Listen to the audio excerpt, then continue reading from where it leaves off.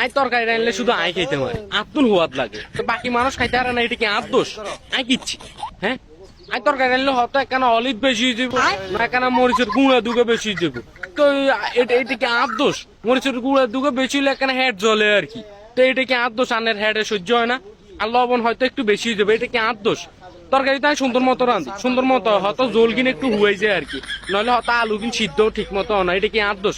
তারপরেও তো রাঁধতে মারি হারি নে, কত কষ্ট করি তরকারি রাঁধে, আলু কাটি, তারপর কিন্তু আলুর মধ্যে একটু চামড়া থাই যায়, আলু চামড়া থাকলে কিন্তু ভিটামিন, আলুর দাম বেশি, সমস্যা নেই। আর হ্যাজ কাটলে হ্যাজের গুড়ার কিন্তু হ্যাজ চাইয়েন থাই যায়, তো হ্যাজ চাইয়েন থাকলে সমস্যা কি? হ্যাজের দাম বেশি না, আর তো সঞ্চয় করি, একটু সঞ্চয় করি রাঁধি, তো এটা কি আর দোষ?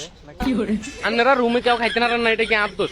হয়তো ঠিক মতো রাঁধি, ঠিক মতো রাঁধি, ঠিক মতো বেগিন দিই, অনেকটার মধ্যে লবণ মরিচ অলিচ যদি বেশি হয়ে যায়, এটা কি আর দোষ? তো আন্নার হেডে কাম পাইলে এটা কি আর দোষ?